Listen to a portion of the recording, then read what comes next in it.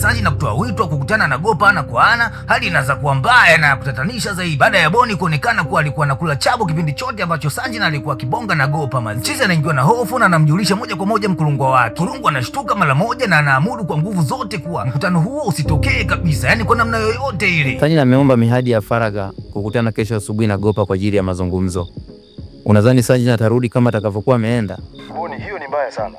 Mpigie Sanji na simu na umwambie asitishe mara moja kuonana na Gopa. Sasa swali la kujiuliza, kama Sanji alitumwa ili aweze kumkamata Gopa, sasa inakuwaje tena Mr. Brown anamwagiza kijana wake ili afanye zuio la mkutano wa Sanji na Gopa? Ina maana walimtuma Sanji ili aende kumkamata Gopa pasipo kuonana naye. Hii inawezekana vipi? Hebu tuendelee kulicheki ili dude la kuitwa mtuhumiwa. Cha kufanya, kama hujasubscribe kwenye channel yetu, basi tunakusii ufanye hivyo, kwa sababu mambo ndo kwanza yanaanza na mambo ni moto haswa. Asubuhi inayofuatia Sanji anawasili mapema eneo la mkutano, huku akiamini kivyovyote vile Gopa atakuwa njiani kuja kukutana naye, lakini hakujua kuwa upande mwingine wa mji ndani ya msitu Gopa naye alikuwa amefika eneo lingine kabisa la mji ili kukutana na Sanji. Yani Sanji anamsubiri Gopa mjini na Gopa anamsubiri Sanji na msituni. Sasa inakuwaje Gopa amsubiri Sanji na msituni wakati Sanji na hakutaka msitu? Yani mambo ni mkanganyiko. Baada ya muda kuzidi kuyoyoma pasipo Sanji na kutokea eneo ambalo Gopa anaamini ndilo eneo sahihi aliloambiwa afike ili waweze kukutana, basi Gopa anaamua kuondoka zake. Lakini wakati anaondoka, Gopa mara anagundua jambo la kutisha zaidi. Anahisi ndani ya msitu kuna mtu aliyekuwa amejificha kwa siri. Kweli bwana, kumbe Boni pamoja na mwanadada hatari sana walikuwepo mapema sana kabla ya ujio wa Gopa, na wote wakiwa na bastola mkononi tayari kwa shambulia. Lakini kabla Boni hajachukua hatua yoyote, anagundua kuwa msitu mzima ulikuwa umejaa watu wa Gopa waliokuwa mafichoni kitambo sana kabla yao wao pia. Hivyo Boni anateki cover na ananusurika kwa bahati nyembamba sana, na ndio inakuwa nafasi yake nyingine tena ya kumruhusu aendelee kuishi. Baada ya siku mbili kupita, tunamuona mwanadada Sanji na tena anaenda kumkabili Gopa maeneo ya buchani, huku akimlalamikia kwa kuto kufika eneo walilokubaliana wakutane siku ya juzi. Na hapa ndipo ukweli unajulikana sasa kuwa hakuna mtu aliyekwepa mkutano wala hakuna mtu yoyote ambaye alikuwa amebadilisha mawazo, bali kulikuwa kuna mtu mwingine aliyeingilia mchezo na kuwadanganya wote wawili. Na jambo hilo linamfanya Gopa anze kuhisi kuwa huenda kutakuwa kuna wageni wengine wa siri ambao wako ndani ya mji wa Ubaruku pasipo wao kujua. Unasema umebadili location ya? Ndio, sikufanya hivyo. Oh, sawa.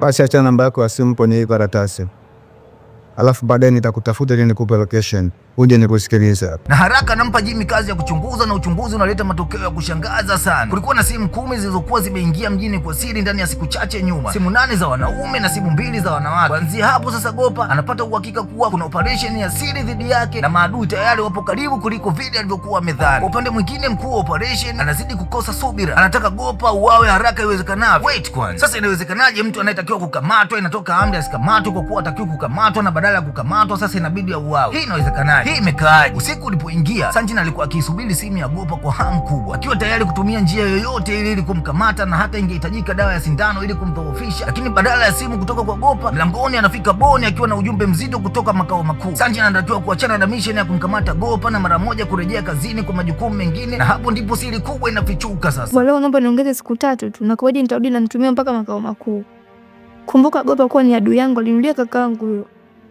Usisahau pia kuwa mimi ndo niliomba huo mpango. Sasa hapa ndio tunagundua kuwa kumbe licha ya mwanadada Sanji kutumwa na jeshi kumnasa Gopa, lakini Sanji pia na kisasi chake binafsi mazee. Mbona Gopa kazi anaye? Sanji anaomba kwa muda mrefu sana ili aongezewe muda, basi mwisho wa siku Mr. Brown anakuwa hana namna, bali anaamua tu kumgea siku kama 3 hivi hakikishe kuwa ameshamnasa Gopa, na akifeli basi atakuwa anapoteza kazi yake. Je, Sanji ataweza kumkamata Gopa ndani ya siku 3 ili asipoteze kazi yake? Na ni kwa nini Gopa alimuua kaka yake? Bwana, stay tuned, bado tunakuletea tena sehemu ya 3 hapo mbele. Usisahau kusubscribe na kucomment katika channel yetu itwayo Ngadu Media. Mimi ni msimulizi wako Mjagongo. Chao.